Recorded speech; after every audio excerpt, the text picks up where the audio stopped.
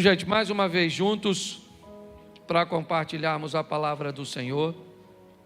E de um tempo para cá, aos domingos, eu tenho ministrado uma série de mensagens, eu não sei, hoje eu vou até recapitular um pouco com vocês, que eu fiquei alguns dias ausente, mas o meu propósito tem sido falar sobre os ingredientes da vida, sobre aquelas coisas que, se colocadas na nossa vida da forma correta, no momento certo, nós podemos melhorar e amenizar muito a nossa passagem aqui na terra, que no que diz respeito à eternidade, dura muito pouco.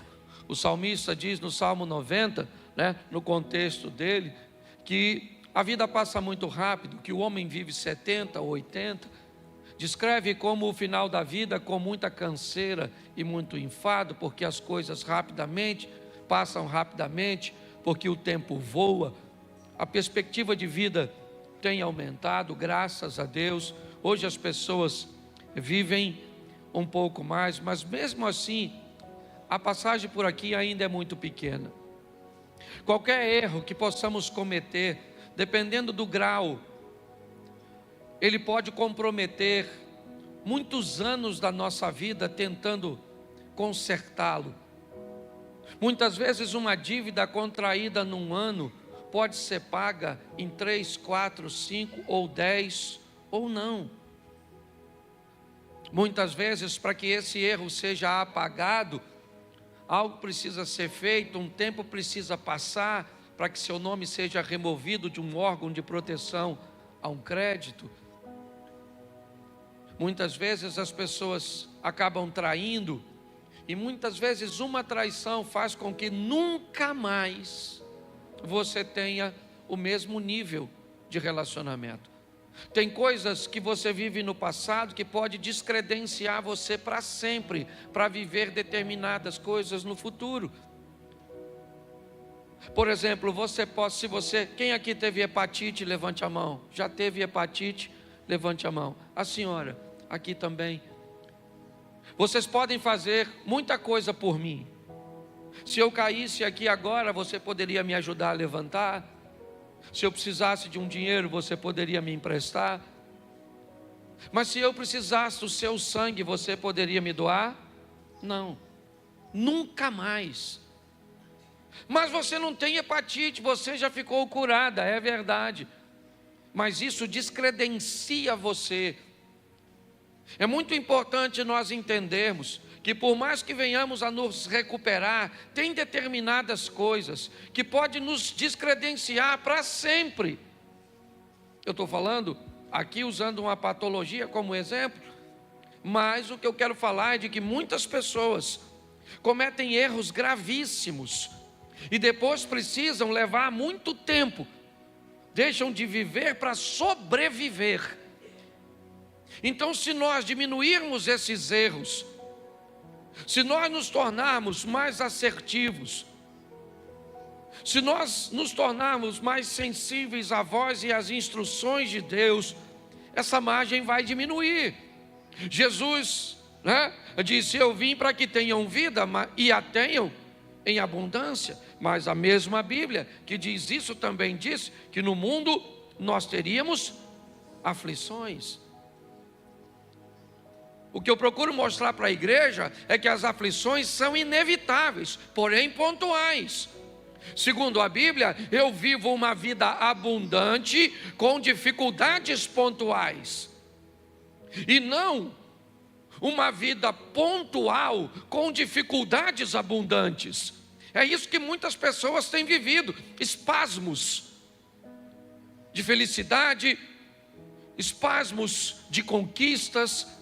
São sempre coisas esporádicas, porque o tempo inteiro são sofrimentos, o tempo inteiro é escassez, o tempo inteiro é dificuldade, o tempo inteiro é sofrimento, é solidão. Tem alguma coisa de errado. Não é isso que a Bíblia, o Deus que você serve, te propôs. O que Ele propôs foi uma vida abundante, e que volta e meia você vai sofrer. As aflições virão de forma bem pontual. Porque eu tenho aprendido e ensinado que há duas vidas. Apocalipse diz isso: ao que vencer não sofrerá o dano da segunda morte. Duas vidas, duas mortes. A segunda morte separa a nossa alma de Deus. A primeira morte separa o espírito do corpo.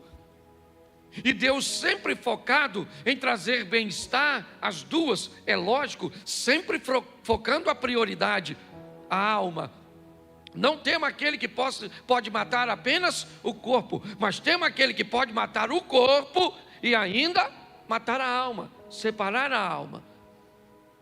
Baseado nisso, eu peguei alguns ingredientes, já falei de 3, hoje é o quarto, são 8 na verdade. Já falei de fé, governo, pessoas e hoje falo de objetivos. Vou falar ainda de generosidade, legado, saúde e aprendizado. Mas só para recapitular aqui, o primeiro que eu falei, vocês lembram? Eu falei de quê? É por isso que a gente tem que falar sempre. Por muito tempo eu tive dificuldade de repetir as coisas, porque parece que quem repete não tem conteúdo, fica falando sempre a mesma coisa. Mas depois eu olhei para os evangelhos e tem 4. E 3 repetem a mesma coisa para os crentes. Por quê? Porque sabia que os crentes iam esquecer. Então Marcos escreveu e disse, é desse jeito. Aí vem no Mateus vem desse jeito. Aí vem o Marcos desse jeito. E vem o Lucas e desse jeito. E o povo ainda não lembra. Então o primeiro ingrediente é fé. Fala comigo, fé. Isso, esse é o primeiro ingrediente. Sem ela é impossível agradar a o justo viverá pela isso. Então fé é a primeira coisa que você precisa ter.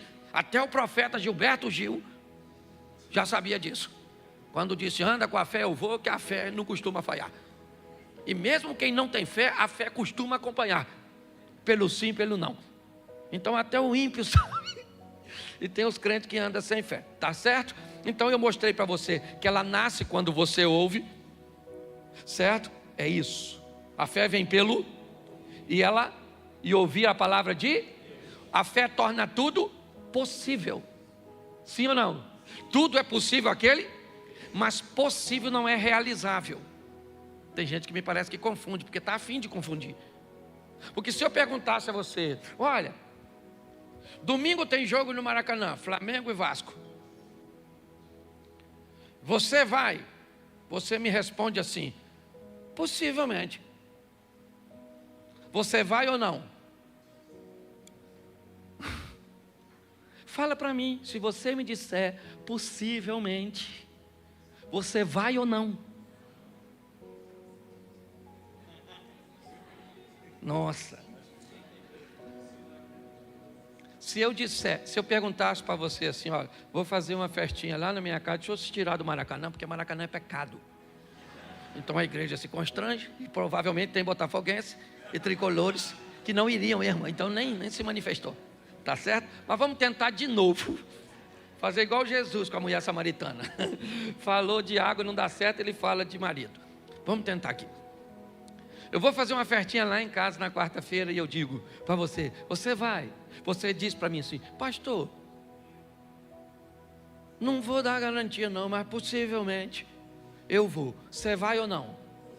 Vai ou não? Você não me falou.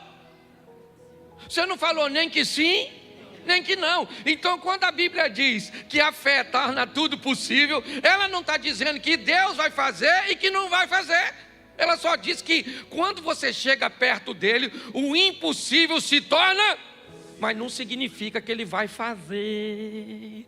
Tem gente que vem para a igreja, um está morrendo de câncer, aí você vem, aí fala, meu Deus, ela não pode morrer, minha mãe, não pode morrer, ou é minha fé, eu tenho fé, chamou os irmãos, tudo.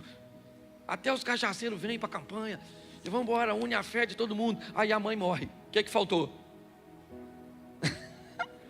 Não! Porque a fé não dá garantia que vai acontecer. A fé traz a possibilidade, está assim de gente frustrado, porque está achando que Deus prometeu coisas que Ele não prometeu. Ele só disse, se você chega perto de mim com fé, tudo é mas se não acontecer, você ainda continua tendo fé, pronto. Por isso que tem uns povos que vai embora. Nossa, Deus falou que ia fazer, não tem palavra. Você que não entendeu direito. Então eu acho que vale até pregar de novo. Eu acho que eu vou pregar de fé. De novo. Então ela torna tudo possível. Ela tem tamanho? A fé? Seja feita segundo a medida da sua. Se você tiver a fé do tamanho de um grão, então fé tem tamanho. Por isso que a Bíblia diz: de fé em fé, de glória em glória. Só diz que mesmo que ela seja pequenininha, certo? Ou seja, você já pegou um grão de mostarda? Já pegou, não? Eu não tenho nem como é que eu vou comparar aqui. Sei lá, não, qualquer coisa. Não, alpiste é 10 vezes maior. Um alpiste é bem pequenininho. É só para você saber o tamanho da sua fé. Sabe esse pequenininho? A nossa não chega nem nesse pequenininho. Depois eu vou trazer aqui, vou botar na sua mão. Você vê a sua fé. Então ela vai crescendo, de fé em fé, de glória em. E de que tipo deve ser a sua fé? Ela tem tipo, claro. Me mostre a sua fé com as suas obras. E tenha uma fé realizadora. Fala, realizadora. Vou fazer com o professor agora. O primeiro é isso, só para você não esquecer mais. Porque eu perguntei, você não lembrava? Primeiro é isso. Tudo é possível, sim ou não? E ela nasce como? Ouvindo. A fé vem pelo e ouvir a palavra de isso aí. Não é o WhatsApp, é a palavra de Deus. Você, pastor, então o senhor está dizendo que eu não posso ouvir? Pode ouvir o que você quiser. Só ouça a palavra de Deus antes de ouvir qualquer outra coisa. E no final do dia também ouça ela para fechar a tampa. Começa escutando, termina escutando. Ela cresce, ela torna tudo possível. E ela tem que ser uma fé realizável, tá certo? Então vamos lá. Segunda mensagem que eu preguei sobre essa série, eu falei de governo. Porque o que tem de gente desgovernada, não governa o que come, não governa o que bebe, não governa o que fala, não governa o que compra. Tem que ir para uma clínica para ajudar você a ter governo. Pastor, eu vejo doce, eu fico doido. Pastor, eu vejo uma fofoca. Eu nem gosto de fofoca, eu gosto de leão marinho. Não é verdade, mas vamos embora. Pare e pense, governo, está lá, a Bíblia diz, Deus criou 2 astros, um para governar e o outro para governar o primeiro para governar o dia é e o segundo para governar a noite é O que a Bíblia está dizendo é que se você quer ter uma vida equilibrada, aprenda a ter governo, quer de dia, quer de noite. Quer em momentos fáceis ou momentos difíceis, nunca perca o governo, nunca perca o controle, nunca entregue o controle de sua vida para um provocador, nunca entregue um controle de sua vida para outra pessoa. Quem controla a sua vida é Deus, tá bom, isso no âmbito, mas você tem que deter o controle. Um dia, um governador da Judéia, Herodes, entrega o governo da Judéia no momento diurno, no momento agradável, na festa de seu aniversário. Já falei isso aqui, estou repetindo, você deve lembrar. Para quem? Para uma menina, Salomé, uma dançarina. O governo inteiro, Herodes era chamado de rei dos judeus. O governador da Judéia, ele pega o governo da Judéia, entrega na mão de uma dançarina e diz para ela, porque ele tinha bebido, estava alegre, estava feliz, o momento é bom, porque tem gente que perde o governo quando emagrece, quando faz uma plástica, quando ganha um dinheiro. Basta clarear, basta melhorar que pessoas perdem o governo. A Bíblia diz que se está de dia, tem que ter sol para governar o dia, e se escurecer, tem que ter lua para governar a noite, porque tem momentos ruins, tem momentos de escuridão, onde a dor, a escassez, os problemas, e o que eu tenho nesse ambiente? Governo. Estava difícil para Jesus. Fala para seus discípulos, eu preciso do apoio de vocês, me ajude.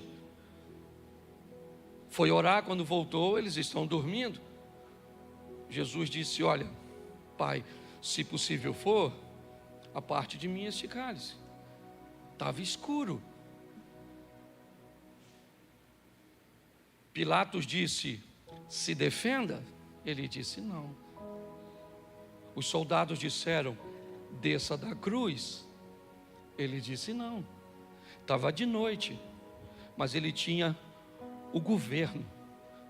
As pessoas o provocavam, dizendo: salvou os outros e não salva a si mesmo? Se você é o Cristo, desça da cruz. Se ele não tivesse controle, ele desceria para mostrar para os outros que ele podia, mas ele não era governado pelos outros, ele era governado por seu propósito. Jesus chama Judas de amigo e Pedro de inimigo, porque para Jesus, quem te faz o mal, te aproximando do seu propósito, inevitavelmente está te fazendo bem. Foi isso que José disse para seus irmãos: vocês não me venderam para o Egito, Deus é que me enviou na frente. O que vocês pensavam que estavam fazendo contra mim, estava fazendo a meu favor. Foi para isso. Governo. O que nós precisamos hoje é de pessoas que tenham governo. Governo para conseguir ler a Bíblia, porque tem gente que diz que não consegue. Deve ser muito caro.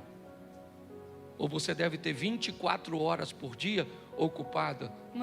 Não lê porque não governa. Não ora porque não governa. Não jejua porque não governa. Não estuda porque não governa. Porque não poupa porque não governa. Não oferta porque não governa. Não dizima porque não governa. Não tem um bom casamento por quê? Porque não governa. Porque quem governa domina. Lembra que Deus está conversando com Caim sobre governo? O pecado, Caim, jaz à porta, batendo. Mas a você, Caim, é determinado a você assumir o governo e dizer: eu abro ou não abro? É assim que funciona. Essa foi minha segunda mensagem. Minha terceira, eu falei sobre pessoas e mostrei o que são pessoas: um corpo, uma alma e um espírito. Mostrei que as necessidades de pessoas são sempre pautadas nessas três esferas, seja material, emocional ou espiritual. Quando Esaú perde a sua primogenitura para Jacó, naquela venda do guisado, o que ele tem é uma necessidade material, física. Ele tem fome. Quando Ananias e Safira se perdem, ou perdem o controle, o que eles têm? Uma necessidade emocional. O que eles querem é serem ovacionados. O que eles querem é ser, como é que eu vou dizer? Louvados, respeitados, porque estão fazendo o que todo mundo está fazendo, mas eles não querem fazer. Mas como aqueles que fazem estão sendo enaltecidos porque fazem, então eu vou fingir que faço aqui também. É isso. Isso acontece com todo mundo. É o Moisésinho que cobre o seu rosto para que ninguém veja o resplandecer do seu rosto, mas que depois de um tempo já não resplandece mais e ele não tira o lenço. Mas não tem mais o resplandecer no rosto, mas eu gostaria que todo mundo pensasse que ainda tem aparência. Ela não é algo novo. Pessoas, nós temos a mulher sirofenícia que procura Jesus não com uma necessidade física ou material, nem emocional, mas ela disse a Jesus: lá na minha casa tem uma menina que é minha filha e ela tem um demônio. Porque necessidades de pessoas, elas atuam nas três esferas: material, emocional e espiritual. O que nos aproxima de pessoas são afinidades, necessidades, certo? Sentimentos ou parentescos. Eu mostrei tudo isso, só estou recapitulando, porque hoje eu quero falar, e é nisso que eu quero gastar 20 minutos com vocês, para falar de objetivos. É minha quarta mensagem. Eu preciso que você entenda isso, porque muitas pessoas têm ouvido falar de sonhos. Sonhe, sonhe, sonhe. Você tem que sonhar, você tem que sonhar. Isso, quem não sonha, né, já morreu. Então sonhe. Mas quando é que seu sonho vai virar um objetivo? Em algum momento, esse seu sonho, ele tem que se tornar um objetivo. Então eu preciso entender, se objetivo é a mesma coisa que propósito, vamos tratar assim, eu preciso entender que eu posso viver uma vida onde são os meus propósitos e os propósitos de Deus, ou eu posso viver uma vida que são os propósitos de Deus e os meus propósitos. Eu tenho um relacionamento não tão próximo, mas nós temos um tipo de amizade até bem legal entre eu e pastor Josué Gonçalves. Ele é reconhecido no Brasil como um pastor de família, e eu também tenho reconhecimento na mesma linha. E uma vez conversando com o pastor Josué, eu perguntei a ele sobre seu ministério, e ele me disse: Cláudio, para falar a verdade, eu olhei que não se falava basicamente só de família no Brasil. Então eu resolvi falar de família e pedi a Deus que abençoasse meu ministério. E eu falei: cara, o meu é totalmente o contrário. Eu nunca pedi a Deus para falar de família. Deus me colocou falando de família e isso virou meu propósito. Para o Josué, ele pegou o propósito dele e pediu Deus para abençoar, e aconteceu. No meu, Deus me deu um propósito e eu tomei como meu. Então eu preciso que você entenda que há esses dois modelos, e que muitas vezes você vai se ver dentro de um propósito que foi Deus que te levou, e você vai viver bem nele, como aconteceu comigo. Em outras ocasiões, você pode pegar um propósito que é seu e levar para Deus, e Deus pode aprovar e fazer com que isso aconteça. Mas eu aprendi que sonhos são aquelas coisas que eu quero. Isso. Eu quero me formar, eu quero me casar, eu quero ter uma casa, eu quero ter isso, eu quero fazer aquilo. Nossa, isso é extremamente legal. Mas objetivos são aquelas coisas que eu vou fazer acontecer. Sonho não se realiza, a não ser que ele se torne objetivo. Ou você faz de seu sonho virar um objetivo, ou inevitavelmente você vai morrer querendo alcançar alguma coisa que nunca alcançou. Então eu vou mostrar para vocês aqui rapidinho quando um sonho se torna um objetivo. A postura do sonhador muda. Ele começa a agir de outra forma. Ele quer comprar algo. Enquanto ele quer comprar algo como sonhador, ele não compra. Não. A postura de sonhador é diferente. Aqueles que têm objetivo e propósito é que alcançam. Você vai chegar na casa de alguém que quer comprar, mas só tem sonho. A geladeira está cheia. Ele sai para comer fora. Ele usa roupa de grife e compra talvez todo mês. Quando você chega na casa de alguém que tem objetivo, provavelmente vai ter água na geladeira. Vai comer ovo. Não vai sair para comer fora.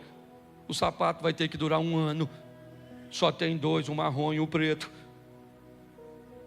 Porque o objetivo ele traz responsabilidades. E preste atenção, porque eu vou mostrar isso com um texto bíblico, senão vira autoajuda. 1 Samuel, capítulo 1, verso 2. Está aí o primeiro texto de uma mulher que sonhava e que durante seu sonho nada aconteceu. Ele tinha 2 mulheres, e uma se chamava Ana e a outra Penina. Penina tinha filhos, Ana, porém, não tinha. Bom, Penina e Ana, o duelo de 2 mulheres.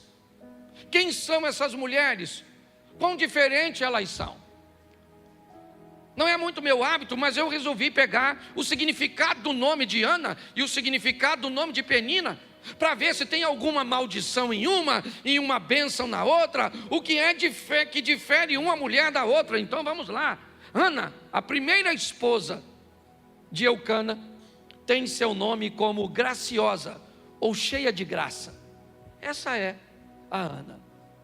A segunda esposa é Penina. E o significado do nome de Penina é pedra preciosa, ou pérola? O que você acha, ou quem você gostaria de ser? Graciosa ou cheia de graça, ou pedra preciosa ou pérola? Tanto faz. Todas duas são coisas muito boas, sim ou não? Qual é o grande problema dessas duas mulheres? É que elas não vivem a plenitude. Uma tem uma coisa que a outra não tem, e a outra tem uma coisa que uma tem, e uma quer o que a outra tem. Esses dias eu vi uma mulher falando comigo, não vou usar o nome da família, porque ela é muito conhecida, e essa mulher olhou para uma mulher bonita, realmente, rica, bem sucedida, uma das palestrantes talvez mais procurada no Brasil, e não é nem no ambiente gospel, é no ambiente secular, treinando pessoas. E aí a mulher estava do meu lado, e ela me disse assim: Cláudio, eu acho injusto, porque olha só, essa mulher, bonita, e essa que estava falando não era nem feia não. Eu falei, é bonita. Cláudio, ela tem muito dinheiro. Eu falei, tem. E essa que estava falando também não é pobre não. E olha, Cláudio, como é que ela tem essa desenvoltura para falar? Aí essa daqui não tem não. Essa estava falando, ela não é palestrante não. Eu queria ser ela, Cláudio. Aí eu olhei para ela e disse assim: nossa, eu nunca imaginei que você gostaria de ser uma mulher que perdeu um filho tão jovem. Ela me disse, como assim? Eu falei, faz pouco tempo que o filho dela morreu. E eu jamais imaginei que você gostaria que seu filho morresse. Aí ela virou para mim e falou assim: não, essa parte eu não quero não. Ou seja, quando você olha para a vida dos outros, você só quer a coisa boa, mas tem que ir tudo. Esses dias alguém falou: Cláudio, pensa eu com o ministério do pastor Vitor Hugo. Esse eu posso falar que é meu amigo. Eu falei, eu já pensei você com o câncer que ele enfrenta. Ah, mas o câncer eu não quero, eu quero a profecia. Pare para pensar. Quando nós olhamos isso, eu preciso que você reflita. O que Penina tem? Você lembra? O que ela tem? E o que Ana tem? Ela tem o quê? O amor do marido. O que Penina tem? E o que Ana tem? Penina, para ter filho, fez esforço? Sim ou não? Não, ela só teve. Bastava ver a cueca do Eucana. E a gente vai falar, tem que ser objetivo, ô irmão. Porque esse dia eu estava pregando num culto, falei Eucana, tinha um cara no primeiro banco, sabe o que ele falou? Aí, pastor, Eucana também. Eu falei, não, não é isso não, maluco. Não é Eucana de bebida não. Tinha uns bebum lá no culto. Falei, sangue de Jesus tem poder. Mas presta atenção. Ana fazia esforço para ser amada? Sim ou não? Não. Penina fazia esforço para ter filho? E o que Penina quer? Vamos lá, gente. Me ajuda, eu sei que é chato, né? Nunca mais eu venho nessa igreja, então vai em outra. Porque eu peço para repetir mesmo, para gravar. Pelo menos você sai daqui depois e fala: rapaz, qual é que eu preguei com o pastor? Toda hora falou comigo, fala, que eu achei que era eu que pregava. Penina tinha filhos, mas queria ser. E Ana queria ter, mas era. Uma queria ter filho e a outra queria. E todas as duas queriam tudo. E tudo não vai rolar. Você tem que aprender isso. O grande problema é que tem gente que consegue coisas que você vai conseguir com muito esforço. Porque Ana vai ter filho, sim ou não? Mas foi difícil. Porque chorava, ô mulher chorona. Chorava. E a outra também não era mole não, a tal da Penina. A Penina ficava futucando Ana. Sabe? Então coloca aí para você ver. 1:4. 1 Samuel, capítulo 1, verso 4. Olha que coisa. No dia em que Eucana oferecia sacrifício, dava porções à sua mulher Penina e a todos os filhos e filhas. Olha que coisa. Eucana dava oferta para Penina, sim ou não? Sim ou não? Agora vamos ver agora a Ana se recebia. Porque, olha só, e por quê? Mas a Ana dava uma porção, porque, apesar do Senhor tê-la, ele ofertava para quantas? Para as duas, mas uma queria tudo. Não vai dar para ter tudo, meu filho. Homem, por exemplo, ou é bonito ou inteligente. Um homem bonito e inteligente. Não é homem, é mulher. Só a mulher agrega os dois adjetivos. Sim.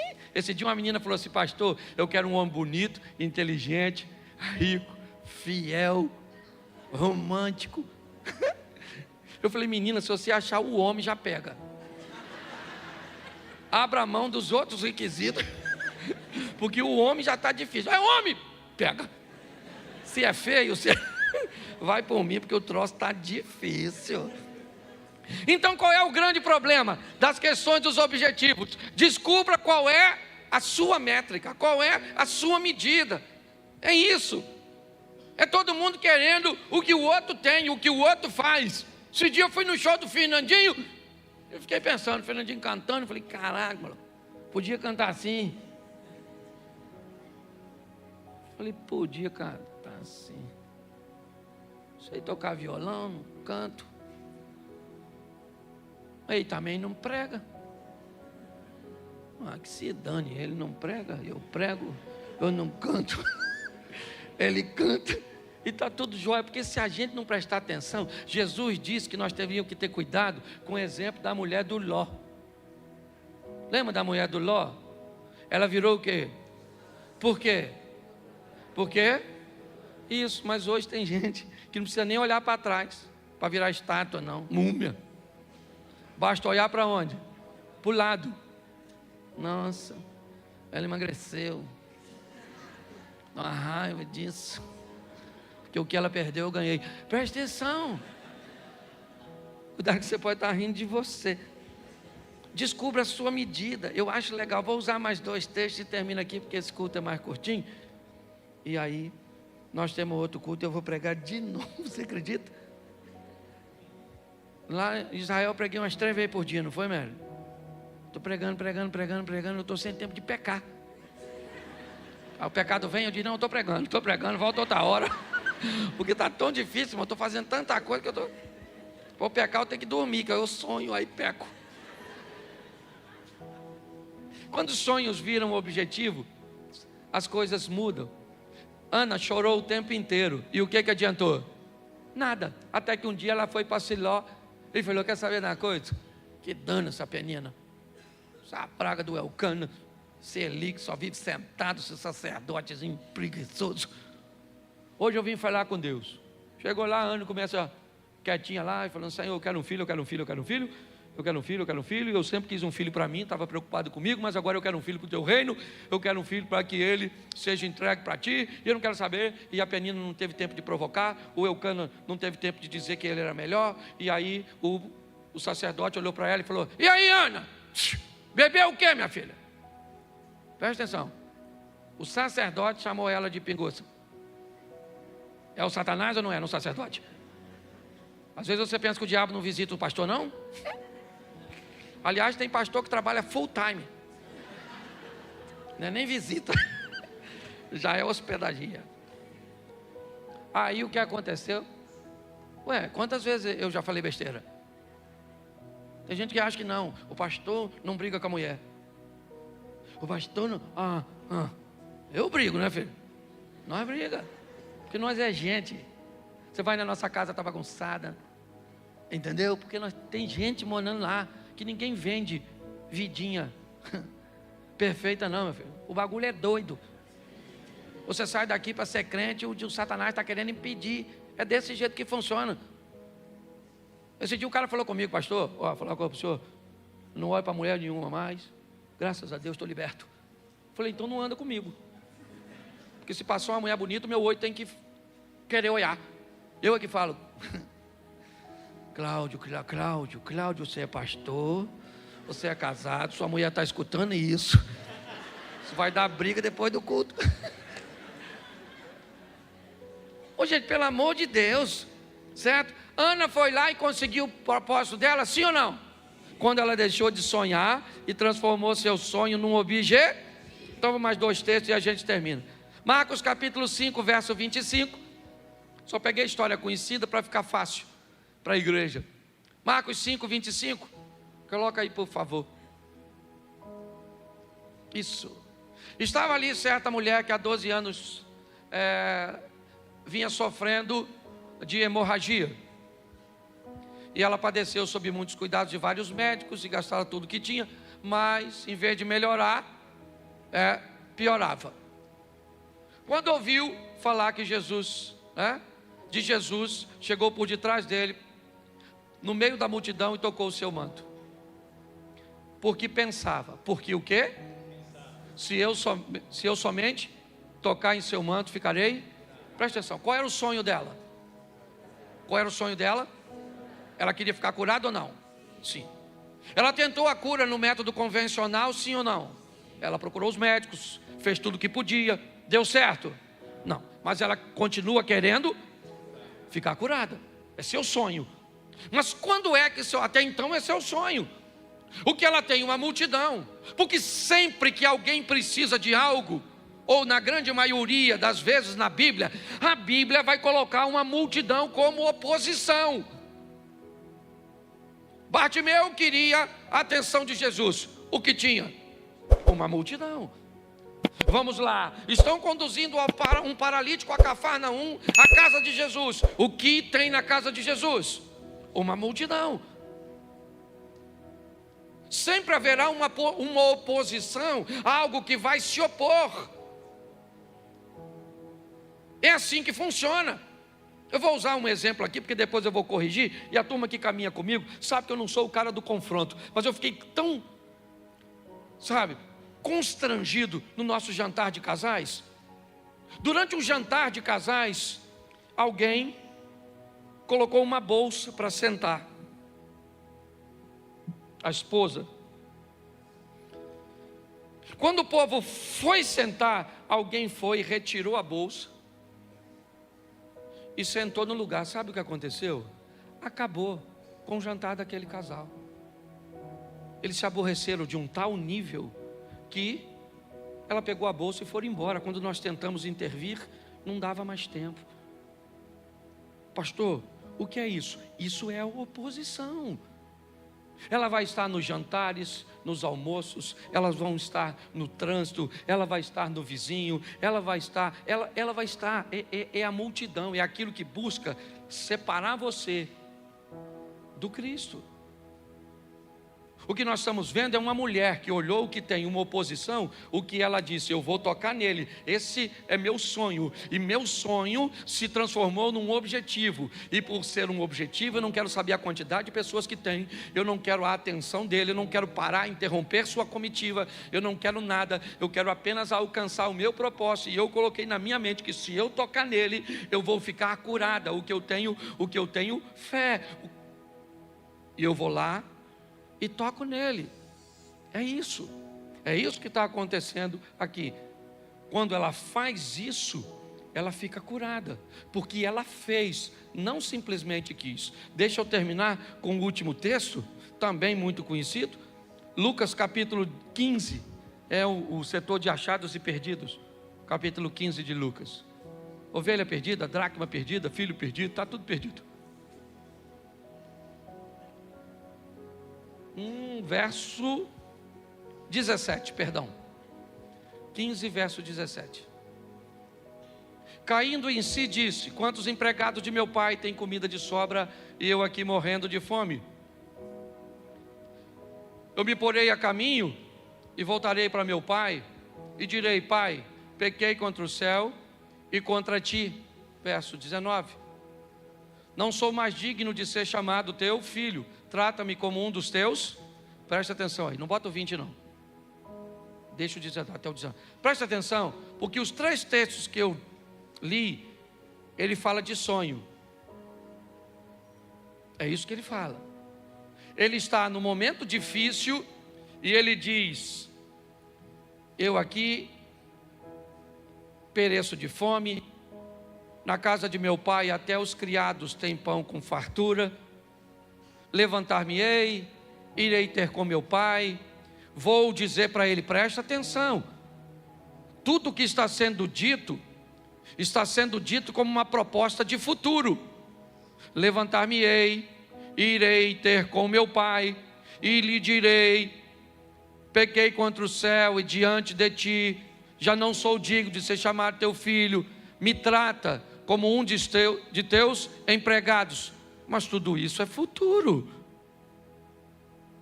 Nada disso trouxe o perdão para o filho pródigo. Não, porque ele está dizendo: eu vou levantar, eu vou dizer, eu vou fazer, eu vou ir. Beleza, tudo isso que é sonho. Eu vou emagrecer, eu vou comprar, eu vou estudar, eu vou orar, é sempre levantar-me-ei, farei, é amanhã, é semana que vem, é isso aí. Quanto mais tempo você faz isso com o seu sonho, mais tempo leva para ele realizar. Mas quando chega ao verso 20, a seguir o sonho virou objetivo. Levantou-se e foi. Levantar-me-ei e irei. Nada aconteceu. Levantou e foi. Pronto. Ali o sonho virou objetivo. E agora, estando ao longe, o pai o viu, porque ele foi. O pai olhou, correu, o beijou, o abraçou. Traga vestes, sandálias, anel, vamos tomar um banho, porque vai ter uma festa. Você precisa entender que o importante não é se você quer comprar uma casa própria, não é se você quer melhorar seu casamento. Talvez isso até seja bem importante, porque seja a primeira fase, né? Então, como fase, o sonho é bem legal. Você quer se formar? Beleza. Você quer passar na prova? Legal. Você quer buscar intimidade com Deus? Tá certo. Mas a pergunta é: quando seu sonho vira ou vai virar um objetivo?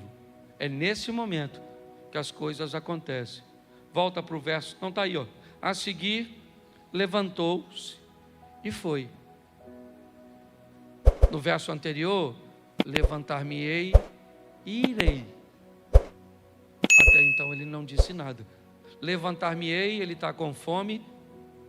Irei, ele está com fome. Ele está sozinho.